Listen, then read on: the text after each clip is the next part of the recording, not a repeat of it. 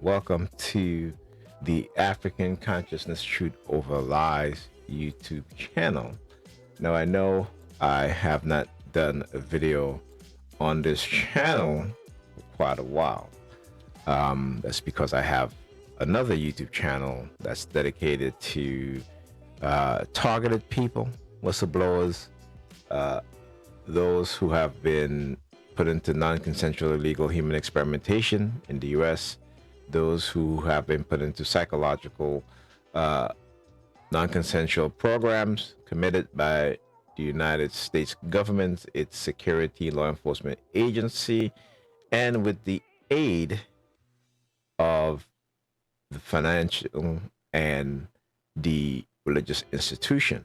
Now, the financial institution supplies the financial funding, and the religious institution are the ones supplying the foot soldiers. Right. So I've been focused more on doing videos on that channel, but I have to come back to awaken the consciousness of Black people, my people. It is important because when we see, especially today, what is happening, we see white people in particular engaging in aggressive targeting campaign of Black people in all manners of society, on all levels. And yet I see my people, Black people, okay, not being concerned as a group, not taking it seriously as a group. Because you see, we have developed the mindset that if it isn't happening to me, it is of no concern to me. That is the vast majority of our people's mindset. Now, we recently saw the brawl at the pier in Alabama, in which these white men and women attacked a Black dock worker. They have parked the boat to where in the water to where it obstruct the docking of a river cruise ship, a riverboat. And the Black man who worked on the docks now said, hey, you have to move your boat up a little because, the river towboat cannot dock. And they refuse. And so he pushed their boat out of the way. And for that, they attacked him. But then you see other Black men and Black women came to his aid as he was being attacked. Okay? And so they called it the brawl on the Mississippi River. But white people, particularly today, are realizing that Black people are waking up. At least more Black people are waking up. And what we're seeing is what we've always seen in the past, particularly here in America, is white backlash. When Black people coming out of being enslaved during that 10-year Reconstruction period, you had Black people running for political office, owning businesses. What happened? We start to see a white backlash.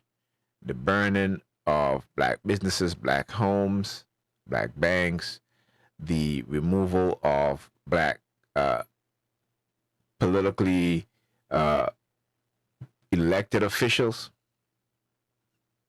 All right. Then we saw Jim Crow laws being put into place.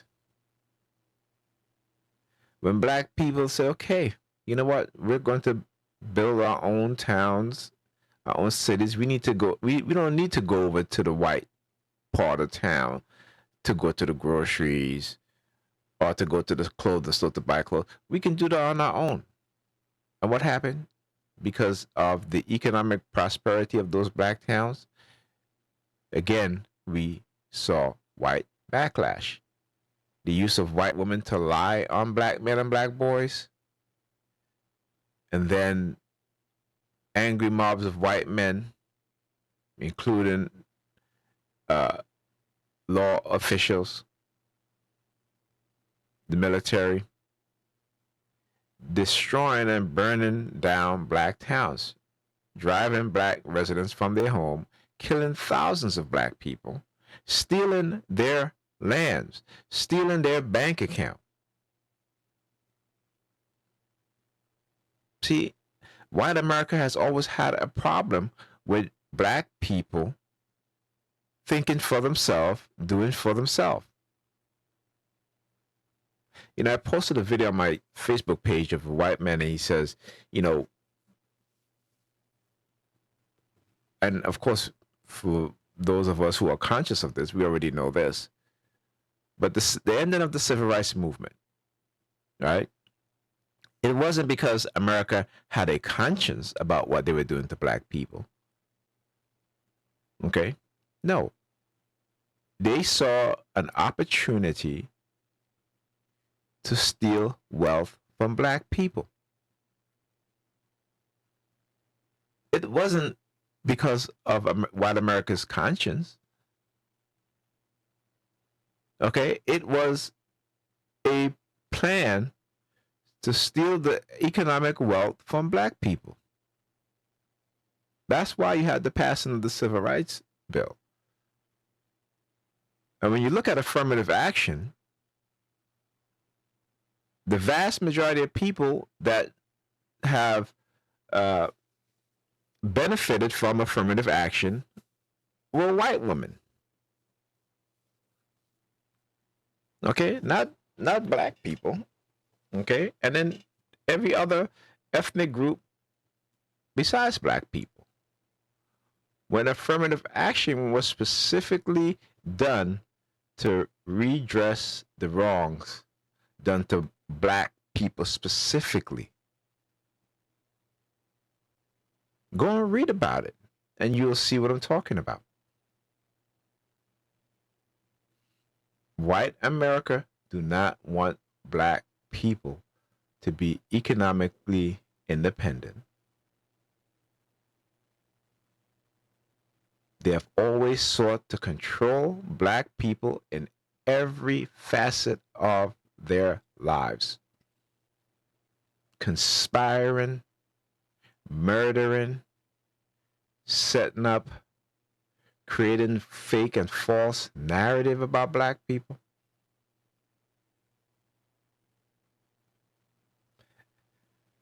And the attack on black children has been its most successful campaign to date. Attack on black children through the public educational system. Every time you had a school that's predominantly black, meaning, you know, you have well over 80% black students within that school. If that school is successful, meaning more than 60% of its students graduate on time, pass the Regents exam of that state, that school is put under investigation. There are charges being that are brought against that school and its principals and its teachers of falsifying students' exam records. Because you see, white people don't think that a school filled with predominantly black students and black teachers can succeed. My son goes to Medgar Evers Preparatory School here in Brooklyn, New York. A very successful school that is part of the Medgar Evers College campus, which is part of the City University of New York. Students in that school they take college courses. So by the time they graduate out of high school, they can also graduate with an associate degree. The New York Board of Education and its racist white officials have sought to take away that program. They have sought to take away every program in that school that teaches our children anything beyond what they say our children should be taught. My son is taking Mandarin. He's been taking Mandarin Chinese since the 7th grade. Okay, though the majority of people, teachers in that school are Christian, which again, I have an issue with, because they tend to bring their religious views, and particularly influencing the mindset of the children, including my son. And every time he mentioned the word God, I got to stop him in his track and be like, listen, I don't want to hear you talking about that, okay? Even my daughter, who goes to public school, right, elementary school, the vast majority of the teachers there are white male, white female, and black female. But let's get back to the point. Medgar Evers is a very successful, one of the best schools, right? Middle school and middle school and high school, not just in New York, but in the nation. And like I said, the white racists on the school board and in the education department have sought to remove any program that give black children an advantage. Which brings me to the first segue of this video. Okay. Chicago Public School, okay, have sought to remove principals, black male principals, from numerous Chicago schools because those schools were successful in terms of its students. Okay. And all of these black male principals also happen to be Muslims.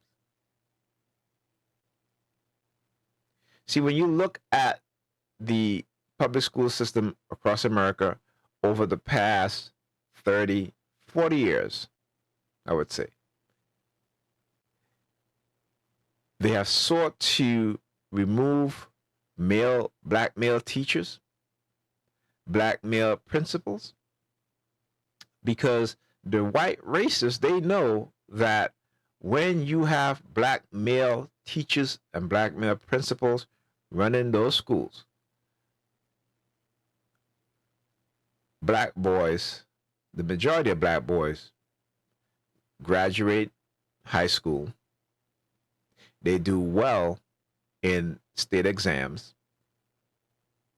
Even when they're being raised in household by single mothers, going to school and seeing a black male figure, authority figure, have a positive effect on their mindset. And not also that, but black male teachers do more intervention. They speak to students, so therefore the students see them not only as a black male teacher, excuse me, but also a father figure, something that they may be lacking at home. Okay, so I'm going to play part of this video. Again, fair use, copyright disclaimer here. Okay. And I want you guys to go and subscribe to this brother's channel. Go and subscribe to the Crimson Cure channel. Go and subscribe to Shay Sade's channel. Go and subscribe to Dr. Hassan Johnson channel. Go and subscribe to Sarah San Sutton channel. Go and subscribe to Chantel Simone channel. Go and subscribe to the late great Kevin Samuels channel. Okay, his channel is still active, right? There's a wealth of information on his channel that you can learn from. Okay, who else am I forgetting? Go and subscribe to the Medium Man's channel. Okay, who else? Who else am I missing? Well, I'll mention them along the way. But anyhow, let's play the video. So, without further delay, give a hand to our brother, Pastor, Brother Father Flair. Give a hand, y'all.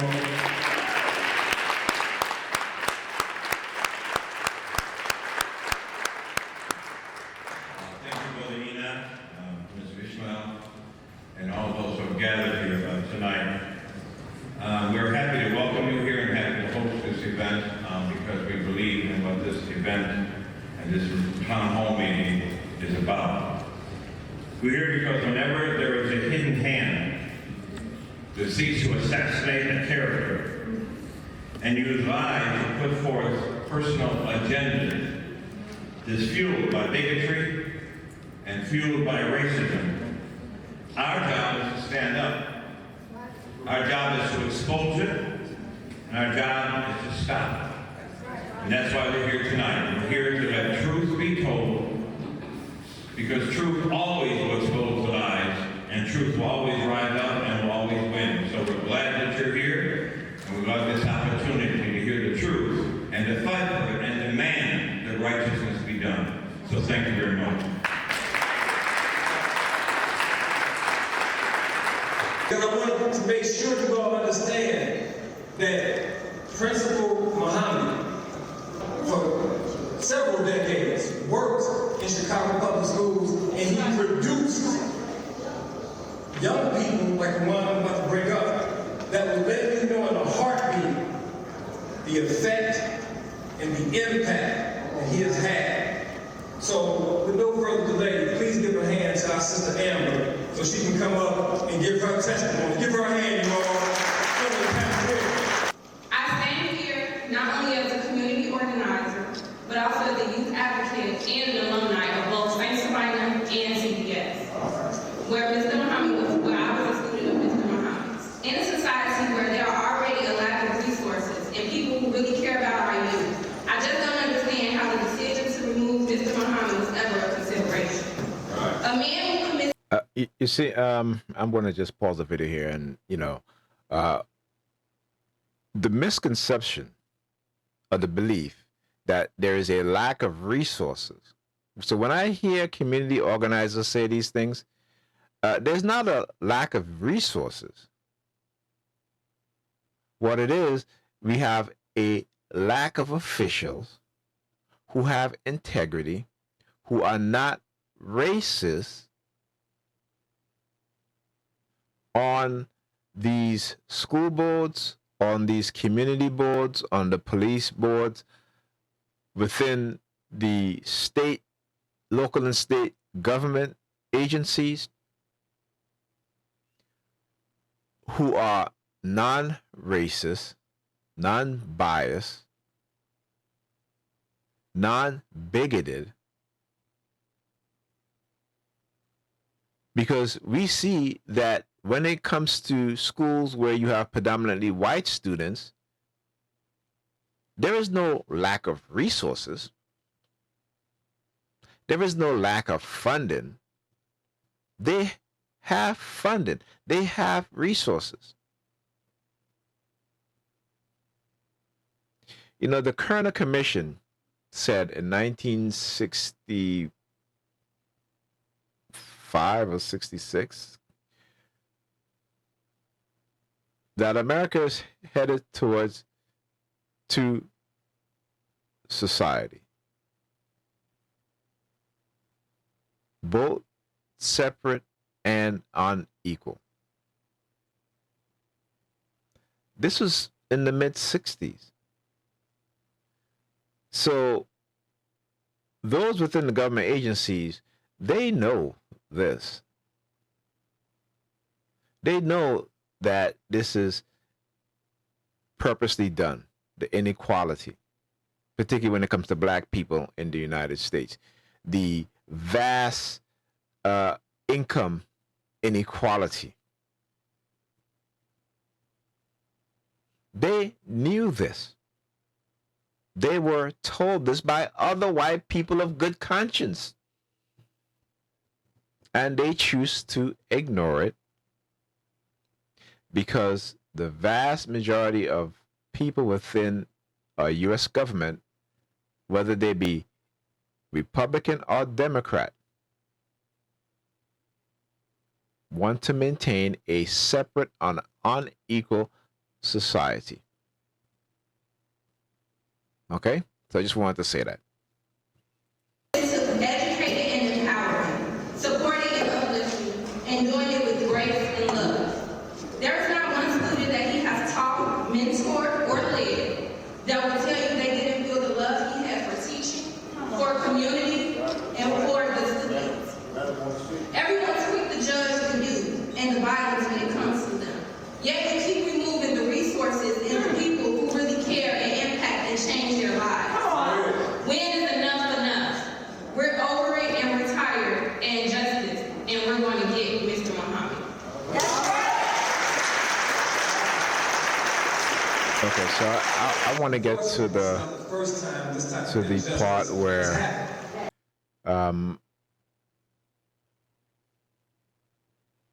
Troy Leraveri, I hope I'm pronouncing his last name correctly, is going to do a master class in exposing a conspiracy.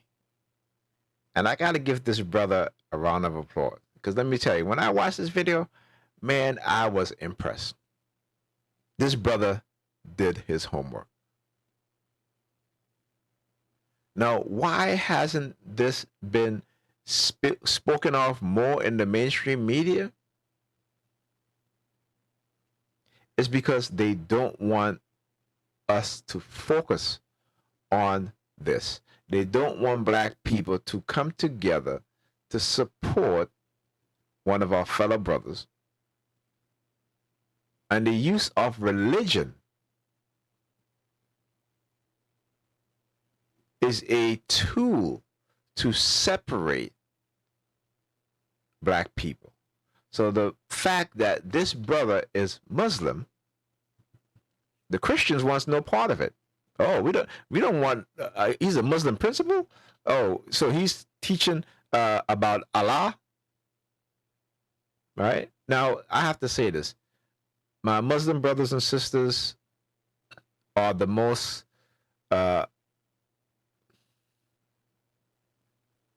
respectful religious believers that I've come across.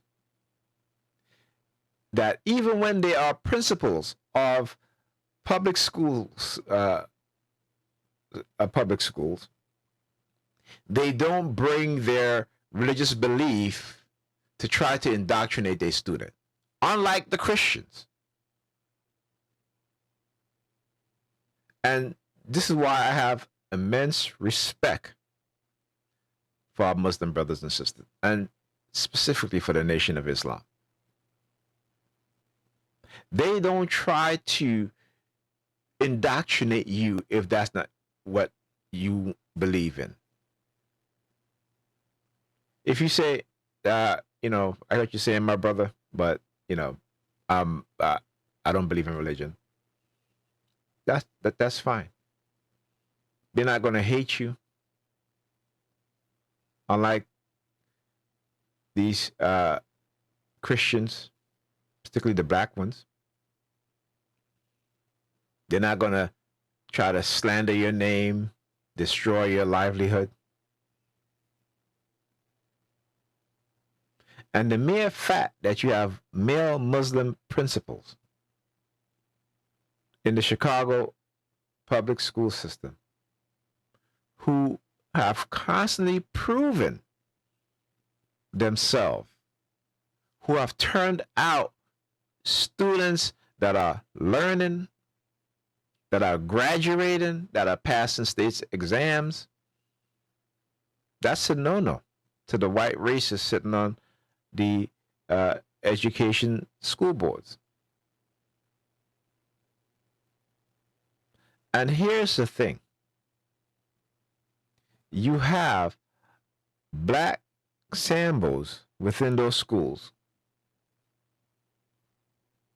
who are conspiring with the white racist teachers and those within the school boards and the education department to frame and set up these black male principals.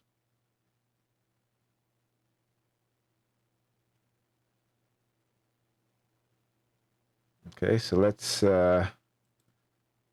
go here. And you're not doing what's necessary to come to their defense is why they're eventually going to get to you too.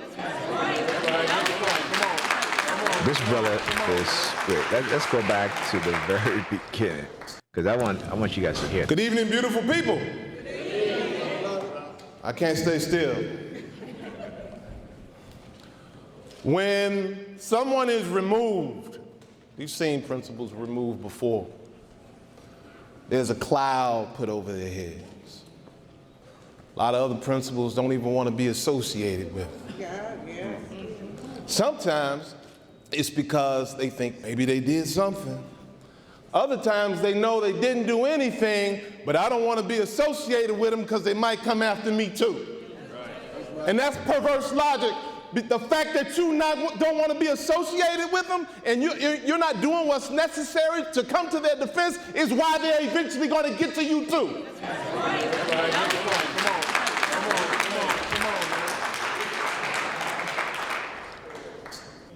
I originally thought of this as coming to the defense of Brother Muhammad, but we have to do it a little differently.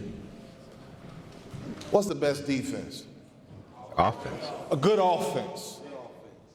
And so not only do we have to come to the defense of Brother Muhammad, we have to go on the offense and make sure that not only is he returned, but that the people who did this to him are terminated and never work in Chicago public schools ever again.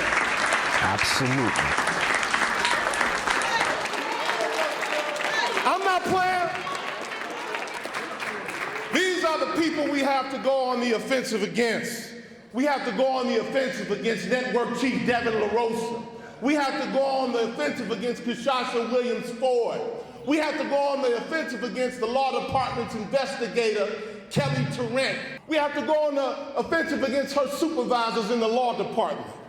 We have to go on the offensive against that staff, that faction, that CTU faction at Lindblom that came after our brother. We have to build our case. I respect people's intelligence. There are people who will marshal you to do stuff, like those folks marshaled those alumni to come after him, didn't give him all the information, and they just like sheep. I'm not going to treat you like sheep. I'm going to present the case to you, and you can decide for yourself. Now, I don't do reading slides a lot, but this is a summary slide. This is a summation of what happened. Kishasha Williams Ford in the Office of Local School Council Relations, Devin LaRosa, Chief of Network 16 and a faction of Lindblom teachers, pressured members of the local school council's principal selection committee not to choose Muhammad. When that ultimately failed, because the local school council knew brilliance when they saw it, when that ultimately failed, they engaged in a series of appalling actions to create as many public failures as possible for Muhammad, which meant knowingly and intentionally failing Lindblom and its students in the process of manufacturing these failures. The evidence suggests that in response to the smear campaign launched by LaRosa and disgruntled Lindblom staff members, CPS official Kelly Tarrant weaponized the CPS law department to launch an unethical, one-sided investigation aimed at prejudicing Mr. Muhammad and convicting him without any credible evidence, and she had the full support of every one of her supervisors when she did it. Muhammad was targeted and victimized by internal corruption, religious bigotry, and deep conflicts of interest. And his case is part of a larger, troubling phenomenon of CPS officials railroading principals. Now that's a heck of a statement. Can you prove that, Mr. LaRavia? You let me know if I proved it when we're done. Now, I'm a Lynn Bloom parent. So before I do the prosecution, I want to do a little defense. I'm a Lynn Bloom parent. My son's the most beautiful person on earth. And he's at Lynn Bloom. Now, I'm at Lynn Bloom. This is his first year before Muhammad. And I get this email from the head of the local school council. Imagine you're a parent and you get this email. I'm writing this email with absolute concern and frustration with what's going on with some of our Lynn Bloom students. I was made aware on Monday of a fight that occurred in the hallway between a few students. In addition to these students fighting, there was another fight that was interrupted by our security staff today. A fight that took place Monday between two other students and one on Friday. There was yet another fight that took place in the spring sports pep rally. This display of aggression and violence has never been a part of our Lynn Bloom tradition in my 5 years here at Lynn Bloom. And she goes on and on. What do you think? I'm looking at Margaret, my son's mom and my lifetime partner, known her since I was 7 years old. I'm looking at Margaret, what have we got our child into? And then Muhammad came. I drop my son off, I see him in front every single morning, greeting students. He's got security posted. He's directing them. They got stations. I'm like, oh, all right, it's a new day at Lynn Bloom. I'm feeling better. I come pick him up at the end of the day. He's out again. Not only is he out in front of the school, he's walking them down to 63rd. He's got security with him. He's like a one-man safe passage. I'm feeling good. My boy's in safe hands.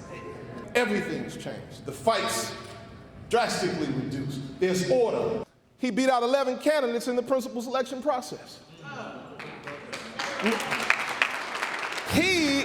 There's a thing in CPS called principal eligibility where a state license is not enough. You have to get another license from CPS and they put you through this whole thing. When people fail, you know one of the people that they send the people who fail to pass it, you know who they send them to? Abdul Muhammad. That's right.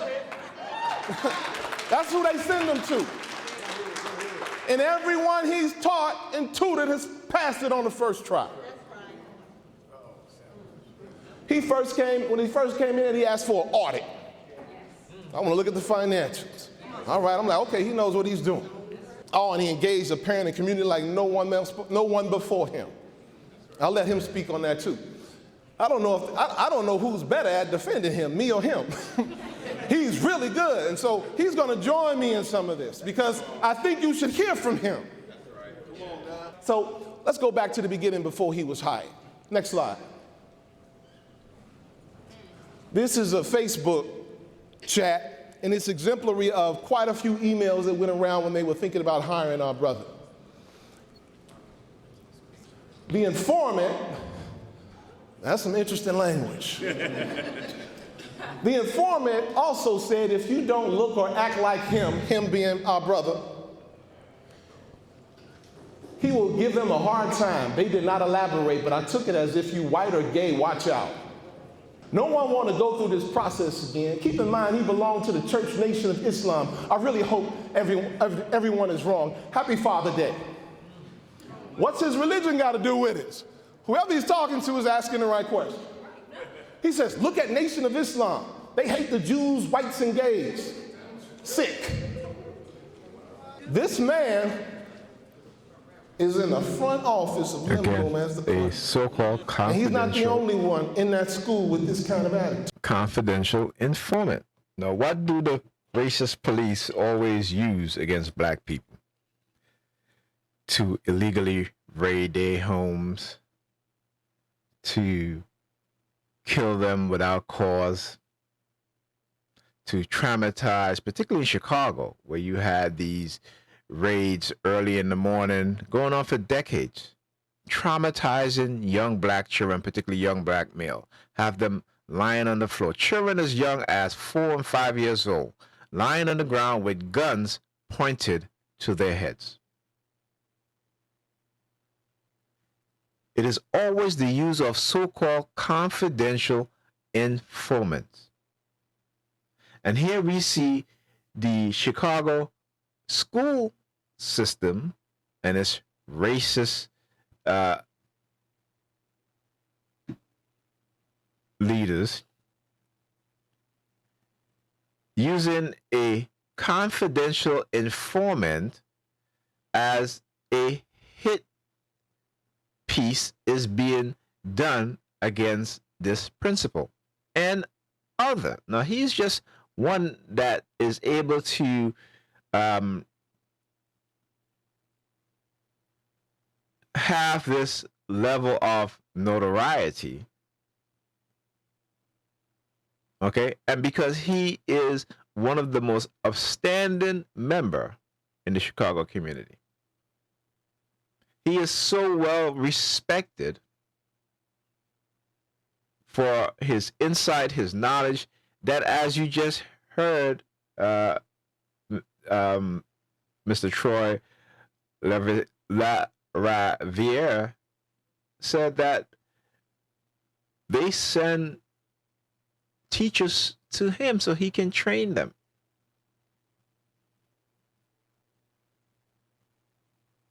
Okay? So understand that you see the police department using such tactics as confidential informant. You see the school, the education system using the same confidential informants. This is a tactic that goes on across the board. When you see black men working in the financial institution and they want to get rid of them, they will use some confidential informant to say they're committing crimes, they're stealing. It goes on. Okay? So we have to understand these tactics and not fall victim to being manipulated when they try to discredit and destroy one of our brothers and sisters, or any of our brothers and sisters. To spreading this kind of filth. This is the head of local school council relations. A black woman, okay? A black woman. Christian, no doubt. Her job is to help the LSCs navigate the principal selection process. She's supposed to stay neutral. But she had a friend who wanted to be the principal. Her friend could not pass the principal's exam. And so she begins to advocate. This is what she said. One, she should have recused herself because she was on somebody's side. Not only did she fail to recuse herself, but she became an obstacle to the local school council. Lynn Bloom is an ALSC. Our very own sisters, man. I talked about this a lot. How our women have been so manipulated. Their minds have been so infiltrated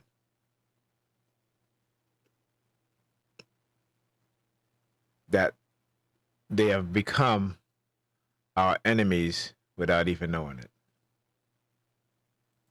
They don't have full LSC powers. Why, I don't know. That's usually reserved for probationary schools. It's not a probationary school. But it gives... And let me say this, right? Not all of our women,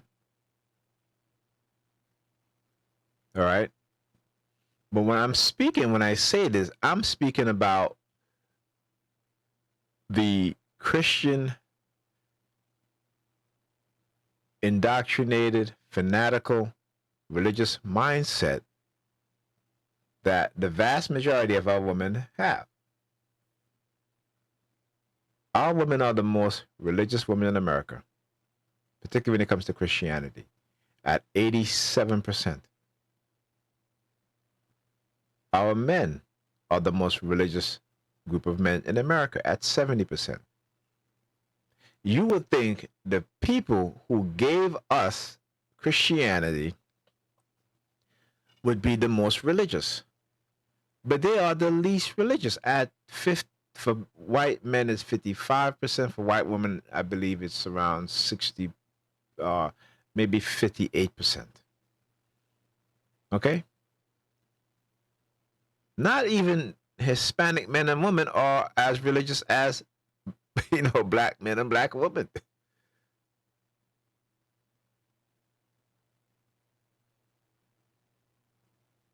So a big part of our divide is our deep religious indoctrination, particularly with Christianity. CPS more power over their decision making. She would not help them through the process of becoming a full LSC, number one. Two, Sister Lynn White is the community rep and a thorn in Ms. Ford's side. Ms. White, during the LSC election, she's the community rep. Her name was on the ballot every election. Somehow, in one election, they pulled the ballots, put some different ballots in, and guess whose name was off the ballot? Ms. White. I said, how is it that my name has been removed? He said, I don't know, but it certainly has been removed. I then called downtown and he told me, you need to speak with Kinshasa Ford. So I called. When I first got Ms. Ford on the fly, she was very professional, very polite, until she found out that I was calling from Lindblom. I was a community rep, and I wanted to know why was my name removed from the ballot. She had gotten a Dr. Rice, I don't know who he is, he's a consultant of some type, and she couldn't answer any of my questions, and he said, well, your name should have never been on the ballot. I said, who are you and based upon what? I said, I think you need to understand that I've been a community rep for a number of years at this school. My name has always been on the ballot. I've been a community rep at another local school, at another LSC. My name was always on the ballot. So help me understand why all of a sudden today my name has been removed from the ballot. They went back and forth, could never answer the question. She called the assistant principal during the principal selection process, advocating for her, saying she's my very good friend and classmate. She actively and vocally opposed hiring Muhammad by saying things like, give him an interim contract and not a full contract, because she wants her friend to come in. She says, to go with Mr. Muhammad, you're just settling for anybody. I won't allow just anyone. I won't allow. Who is she to think she can allow anything?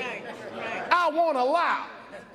I won't allow just anyone to be the principal of Lindblom and Atlanta. That's that false sense of power that have been indoctrinated into the minds of some of our people, black men and black women. Right? It is that false sense of power that has been bestowed upon them by their white slave masters. Okay? And they are put into position, the gatekeepers, to do the bidding, right? For a position and for a raise of pay. Meanwhile, they don't give a damn about black boys and girls. Their job is not to do what's best for black students. It's to do what's best for themselves and their white masters. Last but not least, I'm not going to let my school just burn. This is eyewitness testimony from local school council members. This is how she behaved. She needs to go. Next, Devin LaRosa. Now, LaRosa Ford is only in the picture during the local school council selection process. LaRosa is in the picture before and after. This is what he did before. He walks in and he just says off the bat, he says to the local school council, you don't need Karen, the AP. Which is interesting because he just came from Wisconsin. He doesn't know Karen. He doesn't know anything about CPS. So what does that tell you? Somebody sent him. That's right. Somebody above him sent him. He demanded when the brother ended up being the last candidate, he says, I want more candidates, additional candidates. He just beat 11. There are none left. He says, you can't go forward with a forum for just one candidate. He said this to the local school council. When they voted to give the brother a 4-year contract, he gave him an interim contract instead. Now, this is after brother was selected. He sent these undermining letters. So they had the big protest, the stage protest, and tried to use that to create some doubt about who this brother was. So he then sent these letters to the community to undermine Abdul and create doubt and suspicion, that cloud over his head. Then he told Muhammad, you can't send any letters to your parents without them coming through me. So now listen, he let the AP send a letter to the parents to rile them up. And now that Muhammad is there, he won't let him communicate with parents without being censored by La Rosa. When the counselor protested, he said, well, yeah, I need to send messages all the time. And I got to go through. He said, no, you can send messages. He can't. So his subordinates can communicate with parents, but he can't. This is La Rosa. And then on top of that, La Rosa and Felicia Sanders, his boss, sent out this letter. And I'm not going to read the whole thing. I'll just read part of it. I'm reaching out to give you an update on the school's leadership. Today at our monthly meeting of the Board of Education, the Chief Executive Officer of CPS asked the board to postpone taking action on recommendation to give a 4-year principal's contract to Mr. Abdul Muhammad. Importantly, the CEO did not withdraw his recommendation and hopes to be able to ask the board to act on that recommendation at a future date. Until then, Mr. Muhammad will continue to lead the school as interim principal. The CEO has chosen to take this course because of recent information regarding Mr. Muhammad's transition. If that is not under, now he's sending this to the parents and the teachers. And the students. And the students. This has raised concerns. He's just there, and this is how they introduce him to the community, starting to create the cloud. This is another one they sent in December when they postponed his contract again. I'm not going to read it. Same kind of misinformation, planting seeds of doubt. Something's wrong with this man. We got to watch him. Yeah. He gave him a list of things to do to get a contract. Every principal gets a contract, they just get a contract. So he did everything on the list, still no contract. The list was just to buy time. One, give him more stuff to do than he needs to, so he'll slip up on something he's supposed to be doing. And then to buy time to create this case. Next slide. He aligned himself with opposition groups.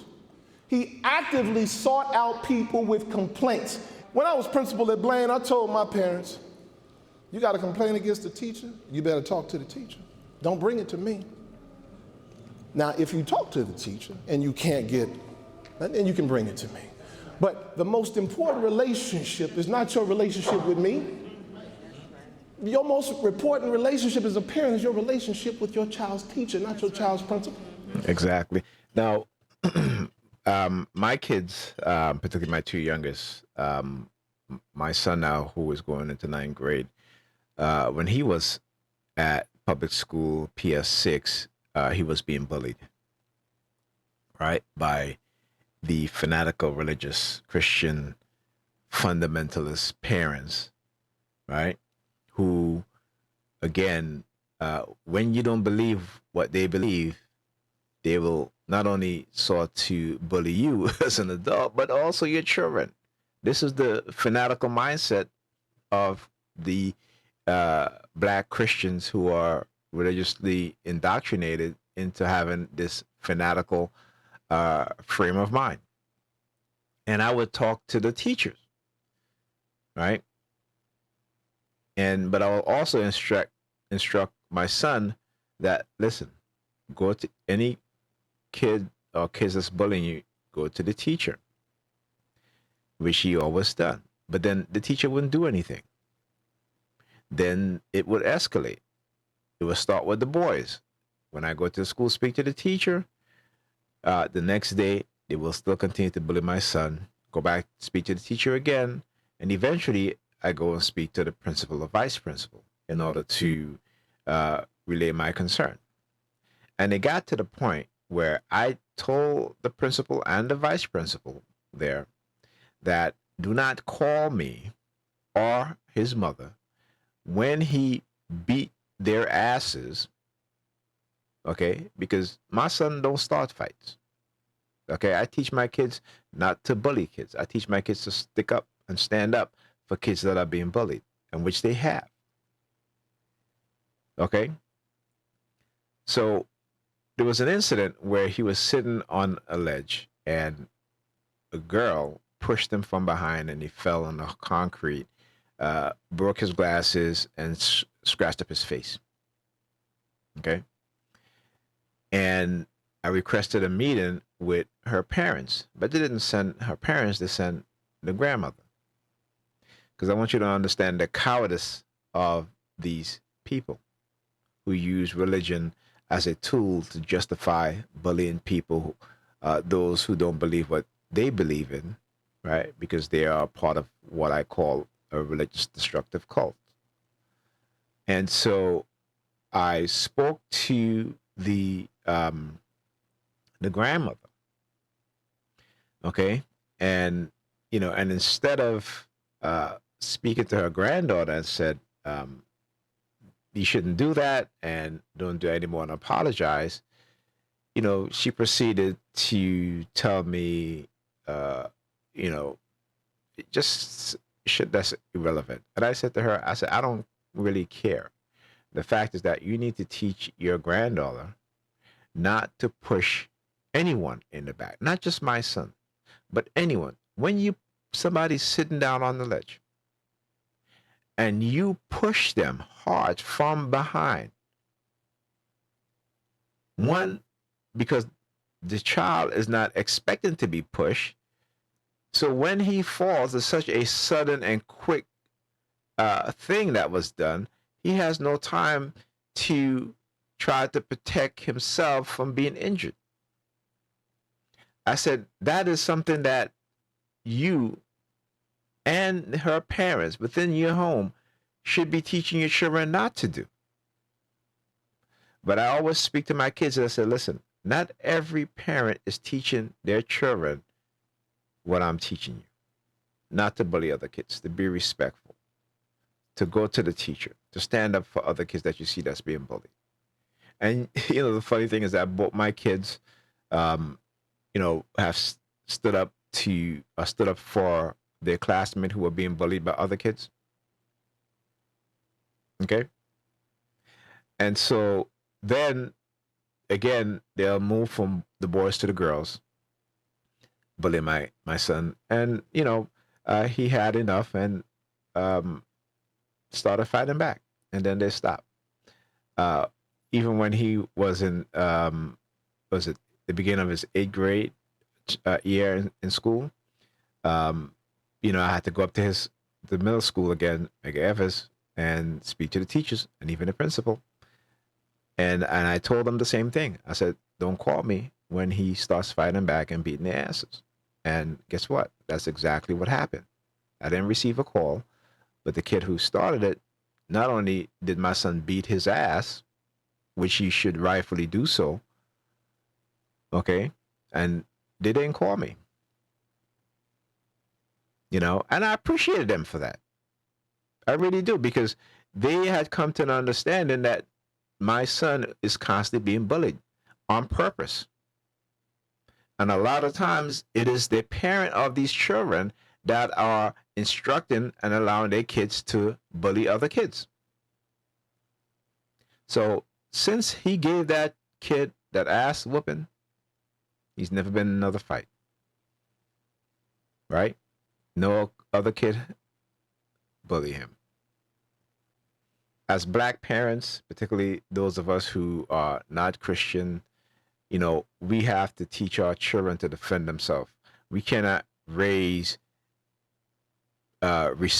perfectly respectable children who is considerate and are not able to defend themselves. Right? That when they defend themselves, we want to scold them. Never scold your children for defending themselves. encourage them to defend themselves. Okay? Right? So, the reason why I'm saying this is that here you have a principal who is addressing all of these things within the school system, who is a strong black male leader for these young children, black boys and black girls. And the Chicago public school system don't want that. The Chicago Police Department don't want that. And if you think the Chicago PD, Police Department, didn't have a hand in this also, then you don't really know anything. These agencies with these races are working together. It's a coordinated effort. Okay? It's a coordinated effort.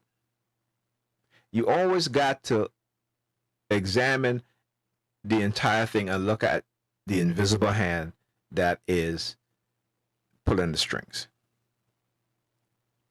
So whatever this problem is, go and build that relationship by working it out. That's leadership. That's supervision. Exactly. And as a parent, that's what you should do, right? Don't go over your school, your child's teacher's head unless you speaking to them multiple times and they did not address your concerns. Then you go to the principal. Not Mr. LaRosa. He created a pipeline of people to come surpass Muhammad and go straight to him. He should be fired for that by itself. It's derelict in his supervision. By itself.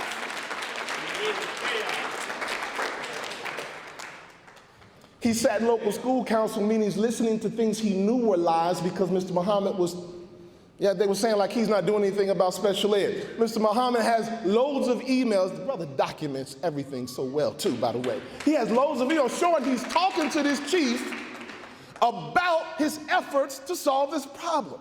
And at the local school council meeting, they're saying he's not doing anything, and the chief, who knows this is a lie, is just sitting there. And again, he was too new. This had to be coming from somewhere else. Now let's look at the staff. There you go.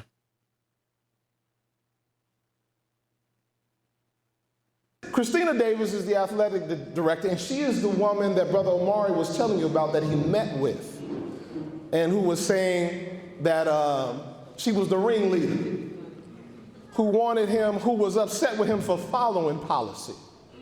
Yeah, well, speaking of Christina Davis, like I mentioned, my son plays basketball, and after the season was over, some of the parents wanted to put on a banquet to celebrate the basketball players for having such a successful season. And the woman who was leading this, coordinating this effort, she comes to me and she says, well, I'm attempting to put this banquet on and I'm attempting to work with Miss Davis, but I'm not sure why I'm getting all of the pushback and the resistance I am to wanting to have it where I want to have it and having the parents be involved. And she told me that we couldn't raise money from the parents. I was like, well, none of that sounds right. So I ended up going to Principal Muhammad, asking him, were any of these things that she was saying true or accurate about we couldn't raise money for the event, we couldn't have it off-site? And he says, well, no, that's not true at all. And this dovetails back into something that she said during our meeting. And it was something to the effect of that it's very hard to even do the things that we would have been doing before because we don't want this principal to have anything that he can point to and say, I did that. Wow. Like, oh, it seems to me she's trying to intentionally squelch any possibility of a win. Like the basketball team had a winning season. So I've spoken about this, the use of white women. See, within this racist system and within certain sections of this racist system, particularly when it comes to education, where you see over the past 40 years, the vast removal of black male teachers, black male principals, and the injection of black women teachers, black women principals, and then you have majority white staff, right? And then you have a few black female teachers. they're made, particularly again in understanding psychology and psychological conditioning, the psychological makeup of a people that have been conditioned a certain way, and particularly the division created between black men and black women. And when you look at, particularly in the black community, the whole idea that black women are the backbone of the black community, that idea being pushed by these racist white politicians in order to prop up black women, to give them this false sense of power, of importancy, again, is to play on their psychology, their psychological makeup, right? But what we see is that who is pulling the strings, okay? And you'll see, particularly within the educational system, it is white females. White females are used by racist white males to implement certain agendas. And because black women have been psychologically conditioned to want to be white women, they want to be Mrs. Cartwright, it is very easy for white women to befriend them and manipulate them. Absolute butt. And this mom wanted to have a completely parent-funded event. And she said she did everything she could to resist the thing. I send Ms. Davis a text message, say, hey, can we talk about this banquet and some of the things that I think could be helpful in terms of making it happen? And so she tells me she couldn't talk because she was out sick, never calls me back, but then the other mom tells me that she sends her a text message to say, hey, why does Mr. Kamal want to talk to me? We don't have any business together. I'm interacting with you, I'm doing this with you, I don't need to talk to him. So whatever her thoughts are for me and my support of the principal will mean that she will actively tear apart the possibility of honoring the basketball players for the sake of her own agenda for having this principal be not credited for the support that he's giving. Right.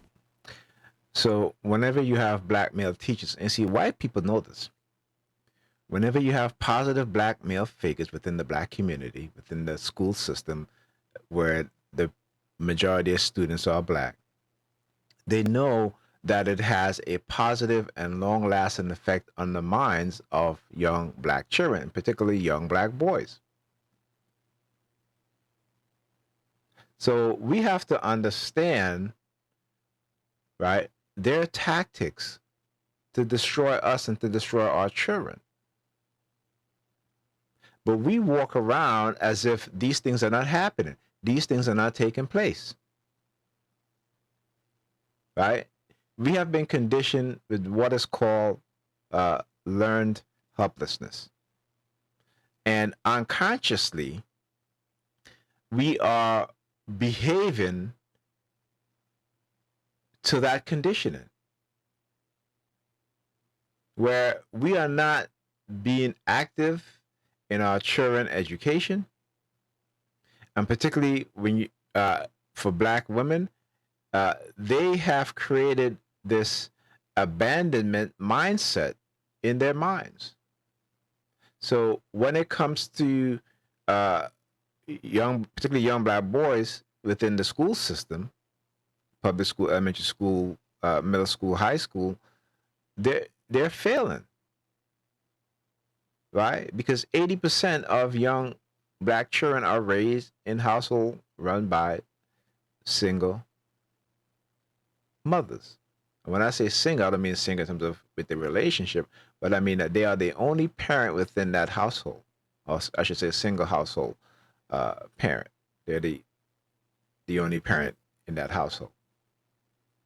Okay, so and with the mindset that's created, they're too busy working, trying to, as they say, get that bag, and then they want to party and have fun, leisure, right? Work and leisure.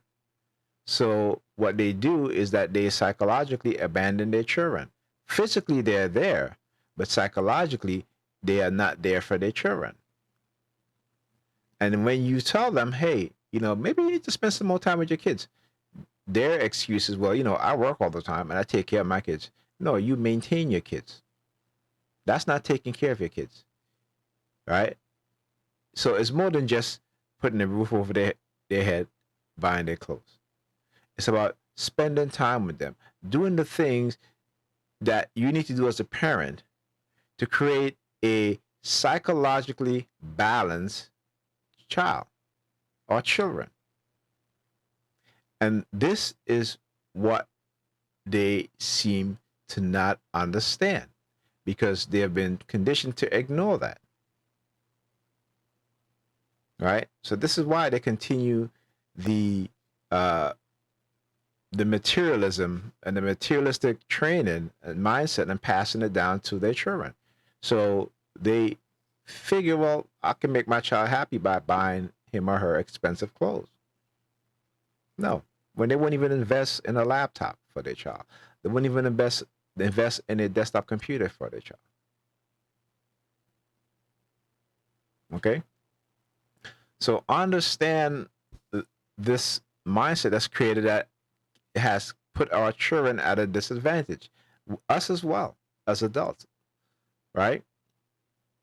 And within the school system, now with the removals of black male figures over the past 40 years, the white supremacists, this is why you have the school to pipeline, what is called the school to pipeline path for particularly young black boys going through elementary school all up to high school. Because black male teachers are important. They're not just important, they are a necessity for young black children. So here you see the white racists within the schools and the school system. Okay, we now have someone.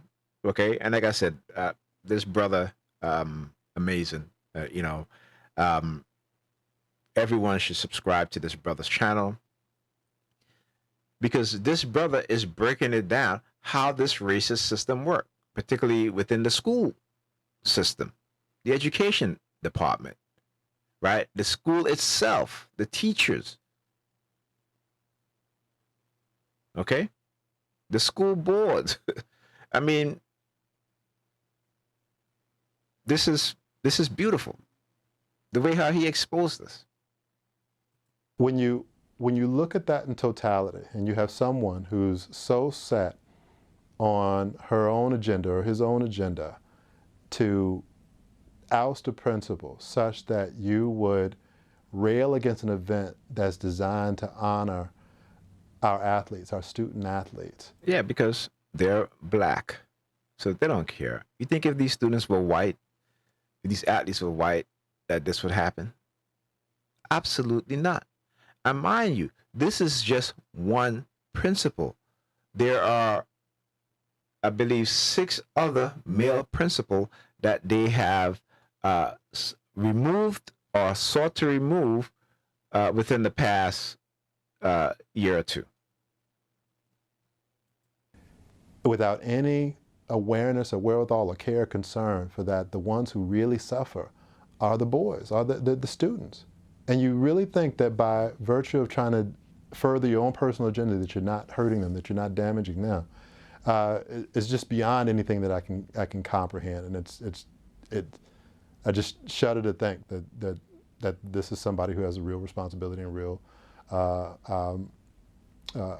accountability towards our students, and just, I mean, it's beyond not honoring it, not fulfilling on it. It's damaging to the boys. So she mismanaged money from school fundraisers, failed to issue and retain receipts, on several occasions did not turn in money from Lindblom sporting events, put money from school fundraisers in her own personal bank account. When he found out and asked her to, I'm sorry, you have to give that back. She argues that it's hers because she brought her own money to bring change. And he's trying to explain to her, well, even if you brought your own bank, if you sold a ticket for $5, there should be $5. If I was a 10-year-old child, as I said in the video, and I was selling tickets, and I brought $200, and then I ended up with $914, how much is hold up, stop. Stop.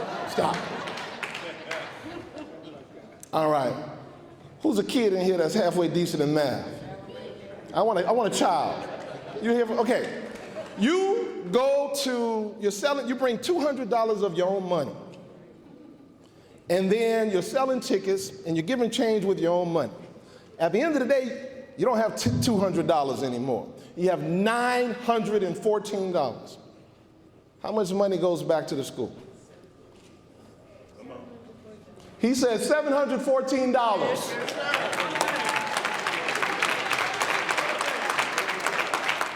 But Christina Davis acted like she couldn't figure that out. And she did it in writing. She did it in writing. Not only was she poor with money, she endangered students and acted with reckless disregard for their safety. She authorized cheerleaders to practice at an off-site facility. She failed to accompany students to the facility. That gets you fired again right there. She did not inform the principal, fired right there. She lied to officials in CPS Sports Administration and not talked directly to and I gotta say this, I don't run my union like some folks run unions. A worker come to them and complain, it's like they don't even investigate, they don't even vet it. You know, the principals, the teachers union, for example, and I fully support the teachers being a powerful union, but they have some vetting problems sometimes. Teacher comes complaining about somebody, it's like, let's go get him. People come to me, I say, okay, what happened? Okay, do you have witnesses? You have some evidence? Right. Because I'm not gonna put my reputation and my organization's reputation on the line defending incompetence. Right. So I interviewed the official in CPS Sports Administration. When he said that so-and-so knows about it, I called her up. And she said, yeah, she lied and said he knew. But then when he was in the room with her, he said, oh no, he did not know. I didn't tell him. So I'm an athletic program administrator. So I'm over girls and boys volleyball, girls basketball, and then I also oversee Gately Stadium. I had received a phone call from two parents, and they stated that their daughters have got hurt doing limb bloom practice. So I called Christina Davis, which is the athletic director. I did talk to Ms. Davis, and I told Ms. Davis what was going on. And I said, you probably need to reach out to Principal Muhammad. And she was like, oh, he knows what's going on with this. I said, okay. But then I guess after, some back and forth was going on, we reached out and had a conference call with Principal Muhammad, Christina Davis, and Christina said in that meeting, we was talking about it, telling her all the, accusations that the parents made and what was going on. And I also told her that the parents have shared that they was paying $10 for their kids to practice at this facility. And she was like, no, that's for tumbling and some other stuff. I was like, oh, okay. But in that meeting, she said Principal Muhammad didn't know anything. Okay. So what we have here again is we have white teachers, okay, white administrators who are sending black students, right, to a facility most likely owned by a white person, right, sending business to that business, okay, which is again against school policies. And so when some of those children are injured, right, then the school is not to blame.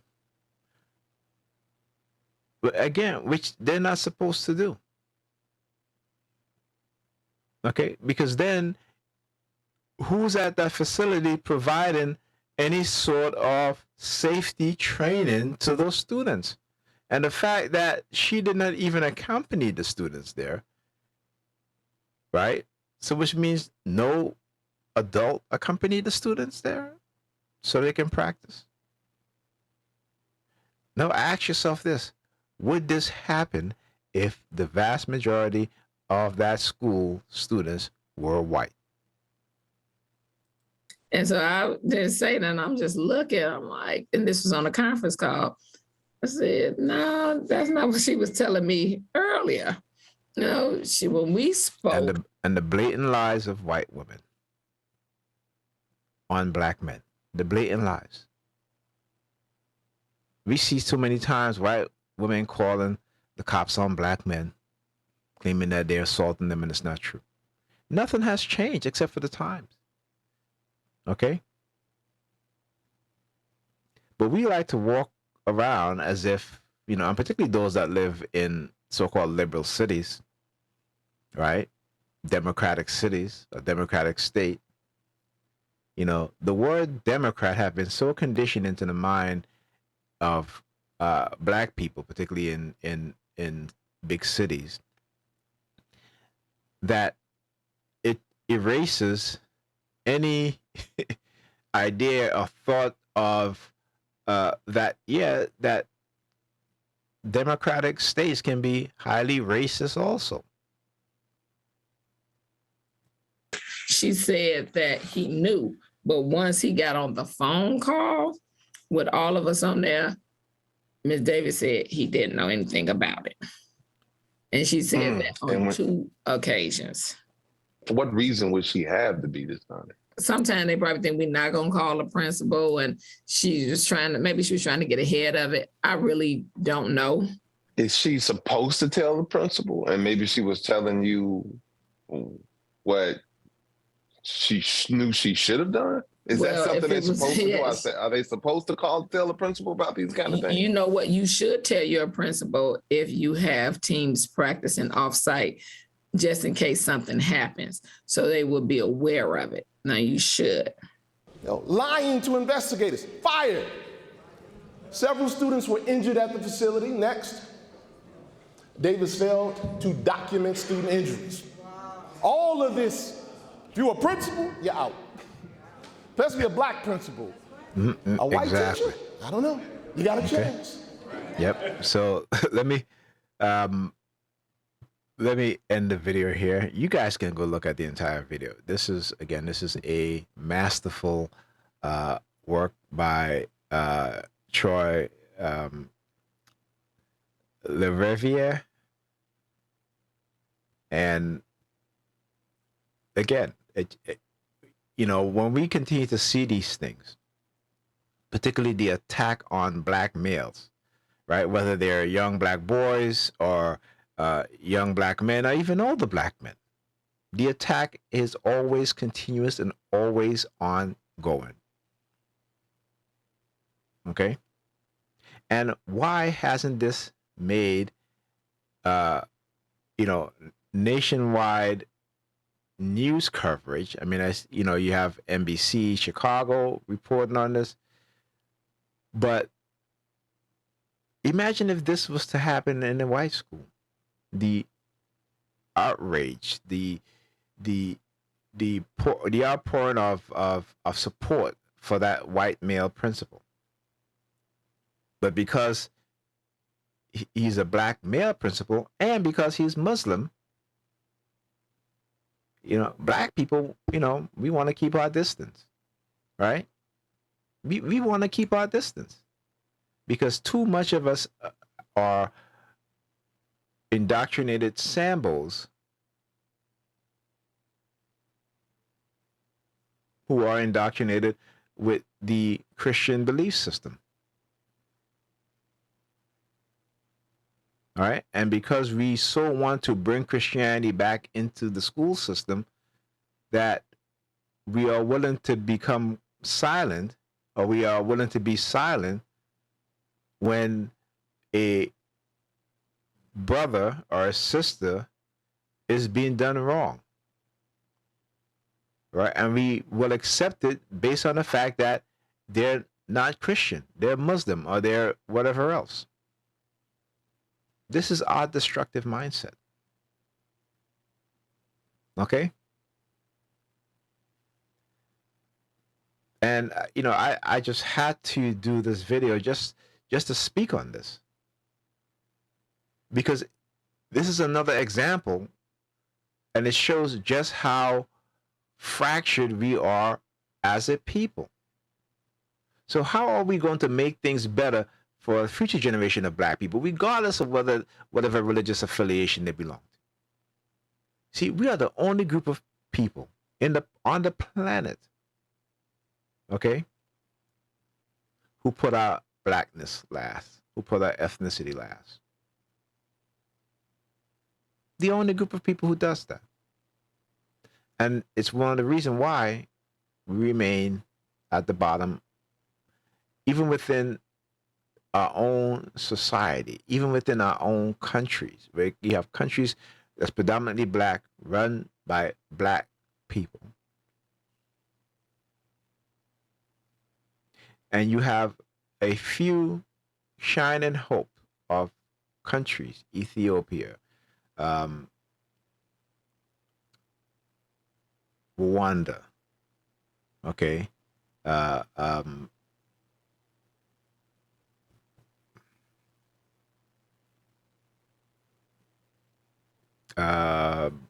Niger, okay, what's the other?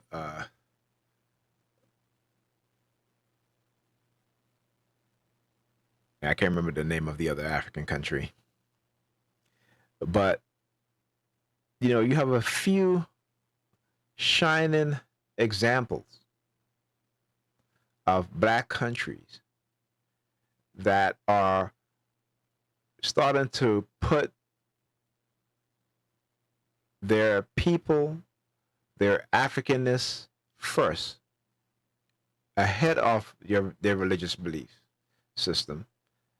And those countries are doing better. They have,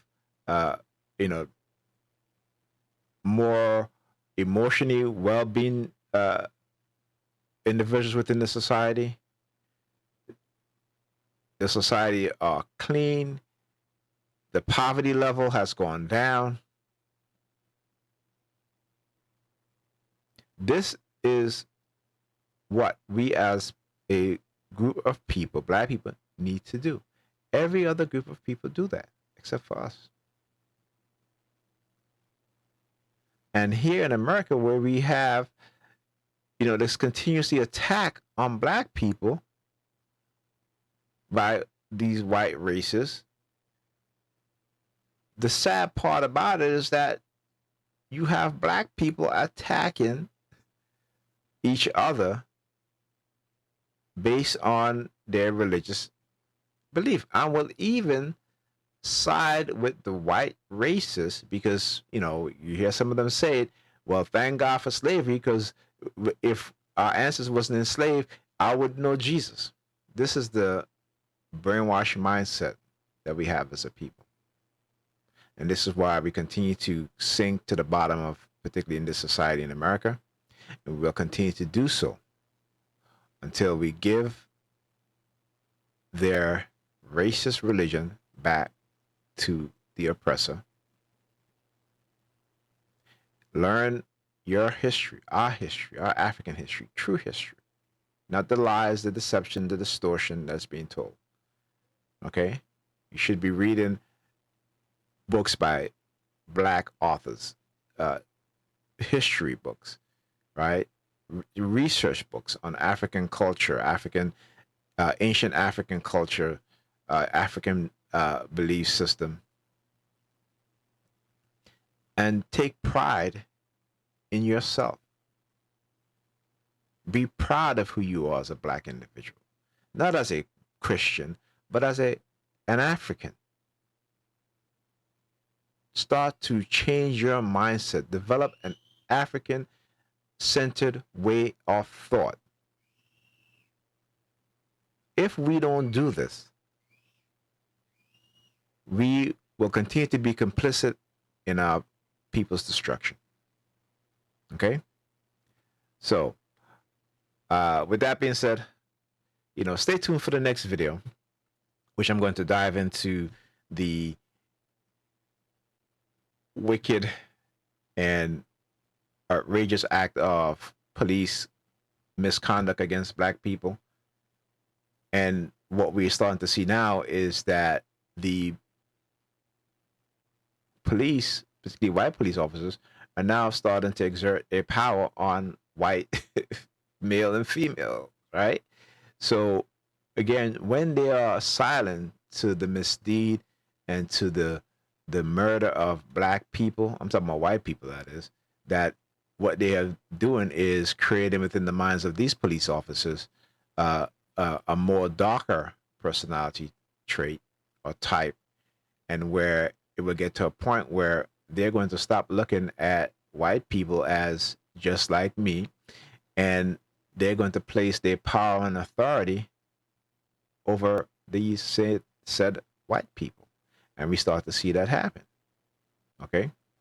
So I will speak to you guys on the next video. Stay tuned.